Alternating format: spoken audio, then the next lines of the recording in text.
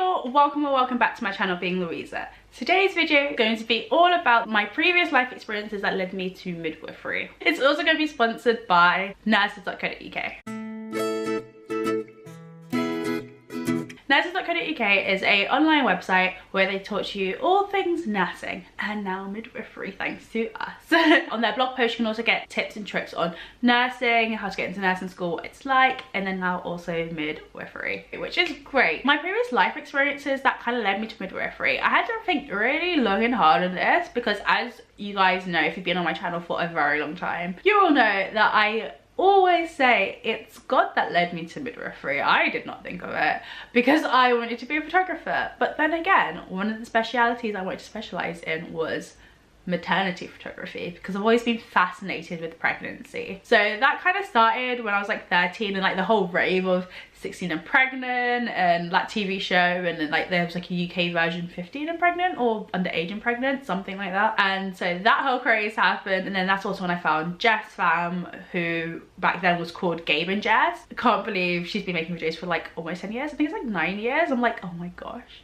I've been watching her for 9 years. But anyway, so that's kind of like how I got into pregnancy and birth. And that's kind of is like the main experience that led me to it. But I've always said there was 3 things that I wanted most in life that I felt would fulfill my soul. And I realized midwifery could kind of lead to all 3 of those things. And I was like, wow, I didn't realize that. That's amazing. That's awesome. And that's kind of like one of the things that sold me on midwifery, is that like God knew what was on my heart, and he knew that this career path could lead me to the things on my heart, and I was just like, that's amazing. Also, I have a crude ton of cousins, so I was surrounded by babies quite a bit. Even though I was not the oldest cousin, I'm probably like the mid cousin out of like the older lot, but I happened to be the most responsible. Plus I didn't really like family gatherings. I'm not really a partier, so I was the one that got lumped with all the little cousins, and I would be the unpaid, unofficial babysitter, which wasn't fun because when one of those little ones did something wrong, I would get shouted at. I'd be like, I didn't even ask for this. But anyway, I just had this knack with babies. I guess it's just like all the overflowing love I have in my body. I don't know, I just have this thing with babies.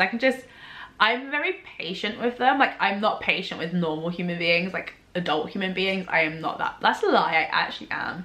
Well, I'm not. Okay, so the amount of patience I have, like it's pretty decent, right? For like adult human beings, it's pretty decent. It's a bit more than what than what other people have. Like I'm quite patient with adults, but with babies I have like this immense amount of patience because like I'm like, they can't help themselves, they don't know any better, like, so I just like have this immense amount of patience.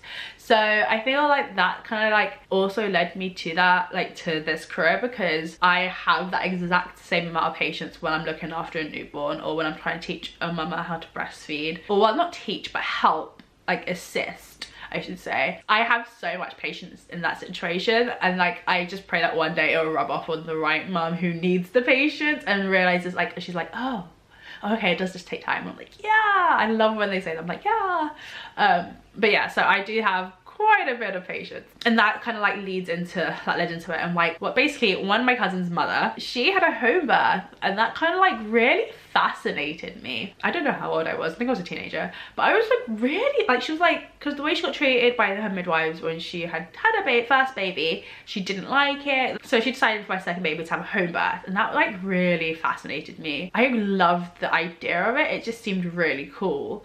And then also Jessica on Jess Fam, she had 2 home births, and I was just like so fascinated by this thing, like giving birth at home, what, you can do this? So I started researching on that, and I just fell in love with that. So those are kind of like my experiences that led me to midwifery, most of them. That I think like that kind of touched about like the labour, birth, and like the baby side, but the side that really, I feel like the main thing that really influenced me into really loving midwifery but more a women-centered midwifery. I love midwifery for the fact that I can advocate for women and I can empower women, and I love that so much. That's my thing.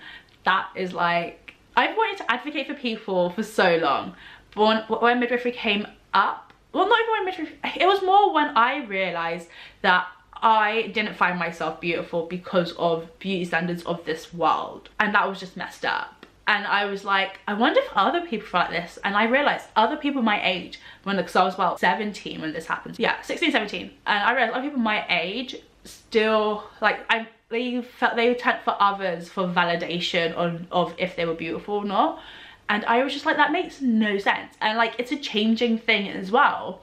One, this is all a social construct anyway, but two, like, what beauty was back in the day when Marilyn Monroe, that was like an hourglass bombshell body, and then at one point it was straight thin body, and then like at another point it was like the triangle. So it changes all the time, and I realized, like, wow, that's just messed up. So I finally, thank the Lord, got to a place where I'm like, yeah, I'm beautiful, I don't care what no one says. I could be looking crusty as hell, and I'm like, yeah, I got it going. Because you need to have that inner self-love. Like, you just need to have it, because that way when people say horrible things about you, you're just like, cool, go do you. I don't know who hurt you, love, and I'm sorry about someone hurting you, but you don't need to take it out on me. Like, it's just as simple as that. Like, yeah, cool. But anyway, so I realized, like, I had to work on myself. And then I was like, wait, I wonder who's telling these women and these girls, like, that they're beautiful, that they're pretty, that they're amazing, that they're powerful, that their bodies can do such amazing things. And so that's what I do now in midwifery, because I realized, like, when we're younger, we get told we're beautiful, we're pretty, we can do this, we can do that so much. But that's when I was so self-conscious and so shy that I wasn't really absorbing it young. And then when it's the most pivotal time for people to tell you that you're beautiful, that you're gorgeous, that you can do all things, you can do anything, that's when they kind of stop telling you that, because it's like they don't want you to have like an inflated ego or like a big head. But that's what we needed the most, because then we go into this like crazy system, you go into this crazy society, we go into school, like we end up going to, like, for us it's secondary school at 11, for people in America it's like, what, middle school at 11, and like that's when you just get torn apart. Like, you get torn to shreds, okay, and your self-esteem gets torn to shreds. It's just not a good time for anyone. That's when you need to most be telling your children and telling yourself, like, you're beautiful, you're amazing, you can do anything and everything that you set your heart to and your mind to. And for me, well, yeah, actually no, for me that would have been that. And now it would be like, I can do all things through Christ who strengthens me. That's like when we most need it. It's like those pivotal times when we're like growing and changing, like we're going through like so many hormonal changes, our body's changing, and it's just like, oh my gosh, what do I do with it? How do I get used to it? And that's when people these days turn to men, or turn to like some of the opposite sex, or turn to people maybe of the same sex, or turn to magazines and stuff like that, and that's what they picture as beauty.